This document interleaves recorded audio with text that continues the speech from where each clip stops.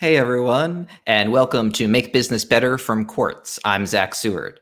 Last year, we took Quartz private and became an independent media startup 8 years into our history. And each week since then, I've been talking with executives at companies that we admire who are trying to improve their small slice of the business world and to try to grab tips and tricks that I can apply selfishly at Quartz, but also are broadcasting these conversations live. So all of you can apply that advice in your own work and lives as well.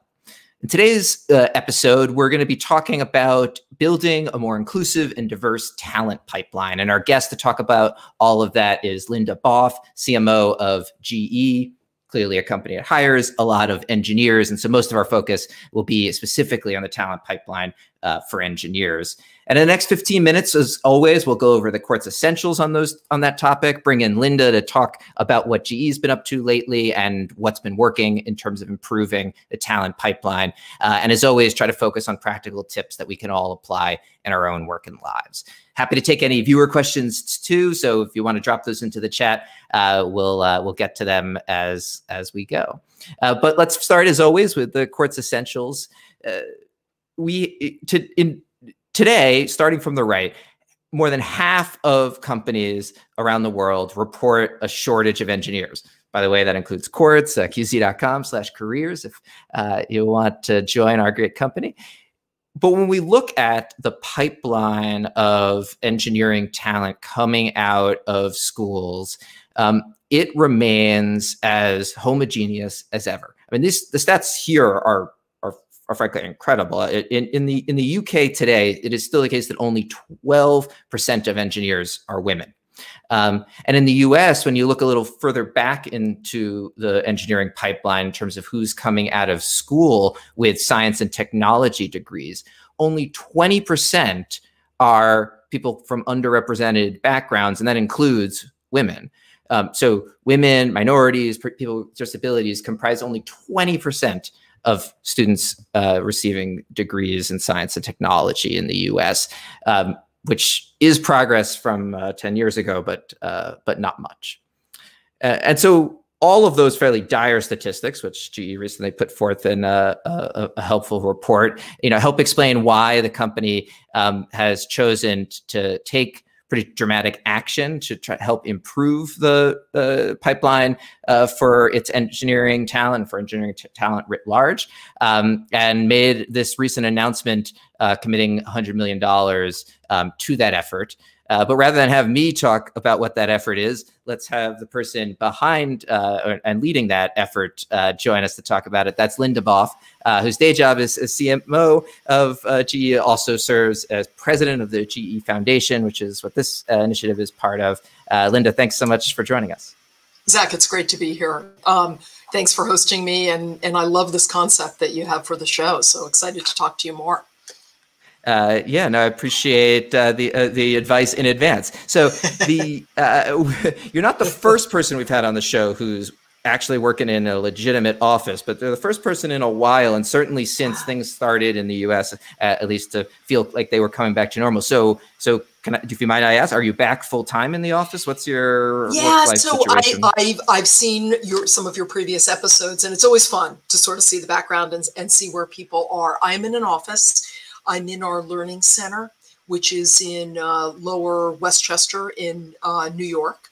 And I come in here many days a week. It's pretty easy. I've been safe the whole time I've been coming in, great protocols around that. And I have to say, for those of you who are still at home in sweats, I've kind of enjoyed getting dressed up and coming back in and, seeing a couple people early days, but it feels good. I'm playing out the school year in our remote location, but have been in the city and in the Quartz's office more frequently of late. And yeah, I totally agree. Actually, just the commute to work alone, little did I know I would ever be singing the praises of a commute, but it's energizing in a way that I certainly missed. It is. It gives boundaries, right? That haven't been there for a while. So I'm with you. Well, I'm a little jealous that it seems like you spent much of the pandemic in a traditional office setting, although I'm sure it didn't feel Well, that recent traditional. months. Got it. Yeah. Got it. And look forward to seeing that office fill back up. I want to get to the topic at hand and start with this announcement that I referenced in the introduction: $100 million investment to increase the diversity of young people in engineering. Could you tell me more about that program? And the specific elements of it. First of all, what ages are we talking about? So we're talking about high school students starting in 8th grade and going, frankly, through college, but we're targeting 13, 14-year-olds, Jake, to get started. And maybe I'll take you back a little bit as to what the impetus was and how it's going to work. So, GE 129 years later is still Thomas Edison's company in many ways. And Edison, who's famous for saying so many things, at one point said, I look at what the world needs and then I try to invent it. And I would say with our Next Engineers program that you referenced, which is awareness as well as hands-on and ultimately scholarships for future engineers in diverse populations, we started with what the need is, and you were nice enough to share some of the stats a few minutes ago.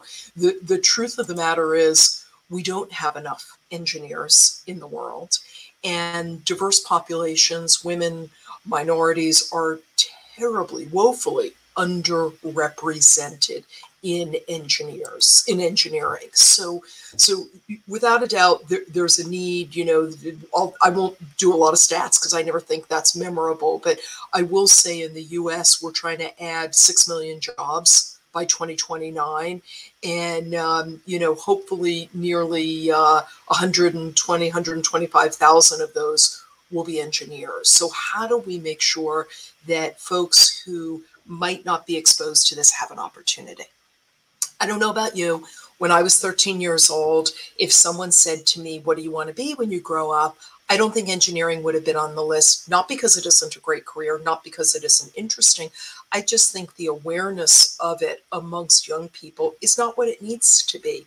There aren't as many role models, there aren't as many television shows, there isn't as much attention on it in the simplest sense of the word. So what we decided to do was to, through our foundation, so through our philanthropic arm, kind of go chips in, if you will, and say for the next decade, we are going to spend our time and the money that you referenced, $100 million or so, to help create and fill a pipeline. And I'll make it real simple.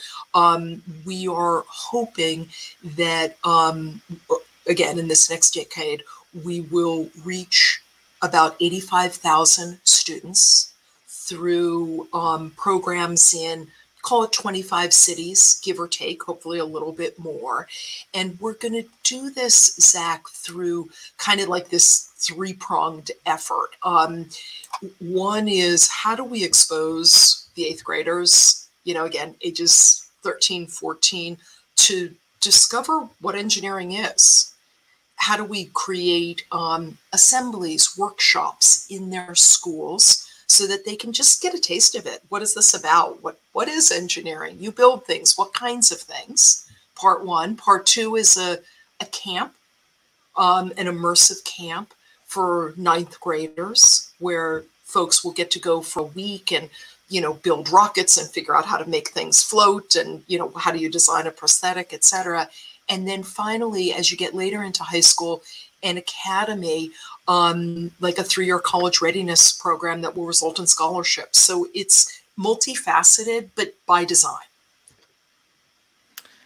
That's really interesting. I want to dig into some of the details and the choices there. Yeah. So, I mean, I'm no expert, but my understanding of what's happened in the years since either of us were in school is that computer science has come into the classroom, but in a similar way as language programs have developed, which is, that you can get a great computer science education in private schools and well-funded public schools across the country today. And that's why I'm assuming that is likely leading to more people, choosing careers in engineers who can afford those kinds of schools. But it's far from standard curriculum in most public schools in the US, even today, which is stunning. Do I have that right? And is that, and is that the area you're trying to cover? That's right.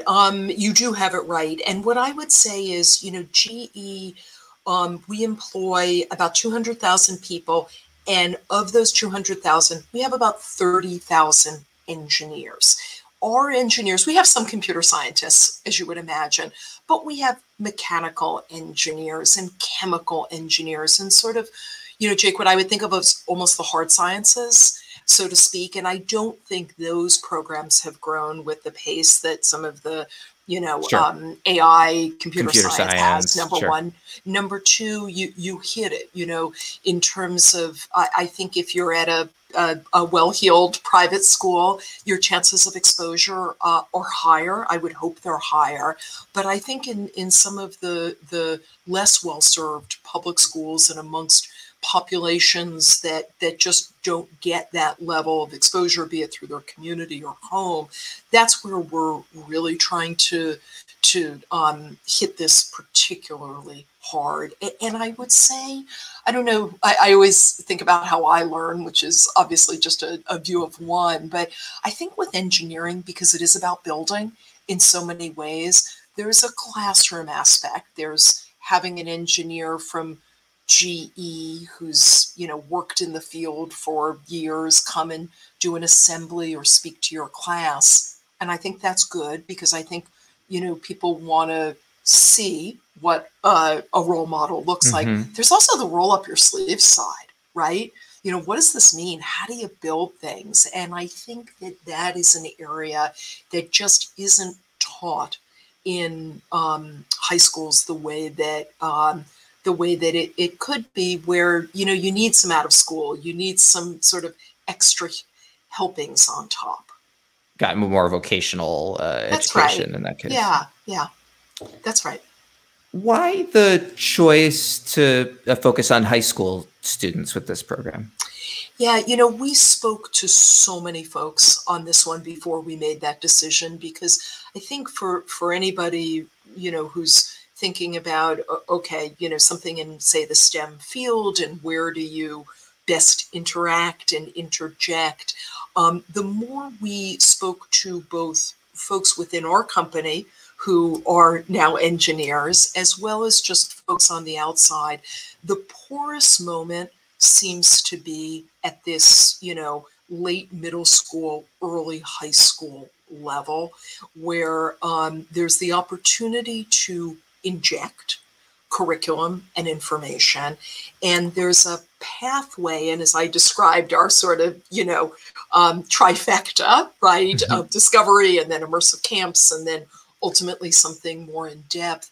There's a pathway that we felt we could build starting in 8th grade. So poorest moment, an opportunity to create a continuum, and that both from anecdotal conversations with folks in the space, as well as more qualitative research, felt as though that was where we could make the biggest impact.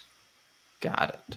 The other part I wanted to hone in on the details of was where GE fits in the program. I mean, you mentioned one example, a potential example, I guess, of someone, a GE engineer showing up at an assembly, but how else do you imagine GE fitting in? And to what extent are you building a pipeline of engineering talent for GE and versus the whole world? I get that it's both, but how do you think about, how selfish to be about the enlightened self-interest, right, Zach? So I would say a couple of things. One is, this program is first, foremost, and decidedly about creating engineers who will go on to careers in a multitude of different places. And success will really be measured by, are we able to get diverse students interested in engineering, getting their hands dirty, going to college and pursuing this, and graduating as engineers. I will be doing the Snoopy dance if at the end of this decade that has been the result. That would be fantastic.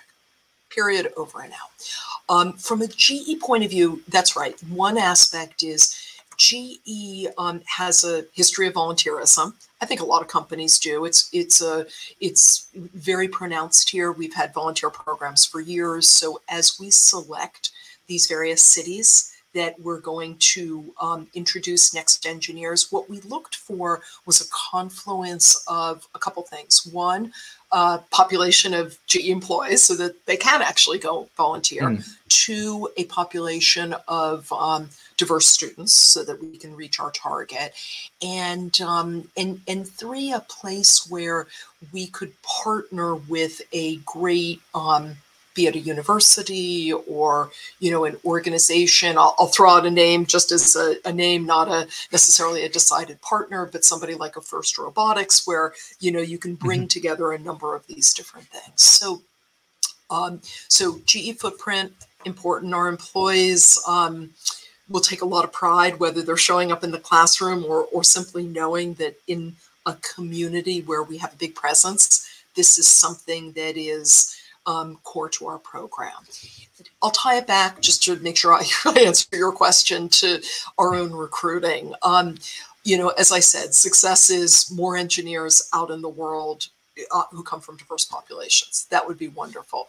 I'd love to see us and believe that we will attract our fair share, more than our fair share, if it is warranted. I think like so many companies, we are focused on how do you create a diverse pipeline? How do you hire the folks who look like the rest of the world? How do you measure the health of that diverse pipeline? We've done a lot, still so much more to do, Zach, but recently we have taken people out of our businesses. So these are folks who are in operating roles, they're not in HR, and ask those folks to serve as chief diversity officers in our businesses, as well as at the senior level. Sorry to interrupt. Yeah. Tell me a little bit why that choice. Yeah, I think it's actually kind of interesting. I've worked with many diversity officers throughout my time at GE, and the traditional path is through human resources, not always, but traditionally. And we decided as a company, our CEO, Larry Culp, and our leadership made the decision that we wanted to treat diversity the same way we measure and treat our other operating objectives. So we measure working capital, we measure revenue, we measure many things at a company like ours, and we wanted to measure diversity with the same hard-nosed look, and we wanted operators who were used to running businesses or running parts of our company to step up and bring that lens.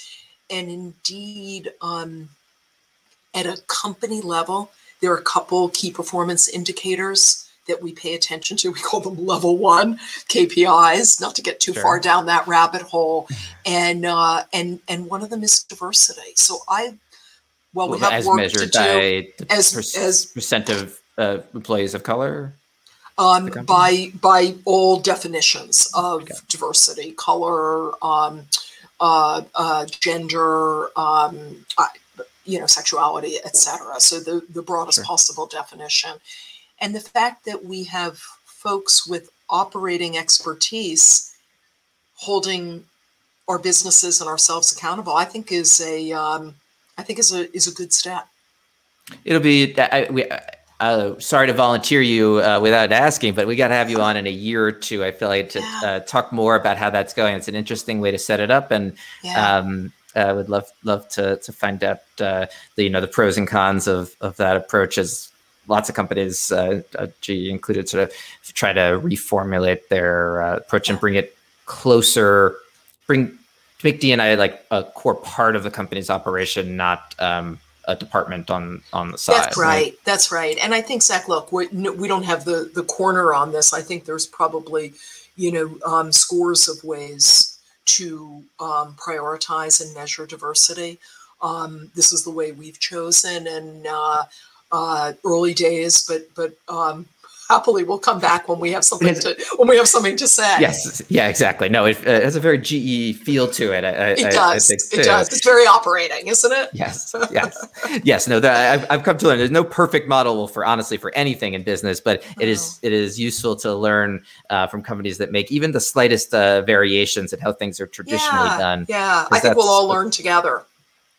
Absolutely. Well, Linda, thank you so much for coming on and sharing this. Good luck with putting all of this together. That's an ambitious goal for the next decade, and I'm sure will require a lot of work on top of the monetary investment.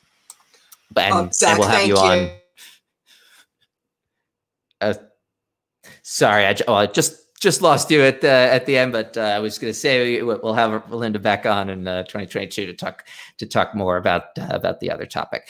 Thanks to Linda for joining us, and to all of you for as always tuning in across LinkedIn, Facebook, YouTube, and otherwise to watch the show. We'll be back as always next Tuesday at 11 a.m. Eastern time. In the meantime, I'll see you across all of Quartz's channels. Follow us on any of those platforms to get notified whenever we go live.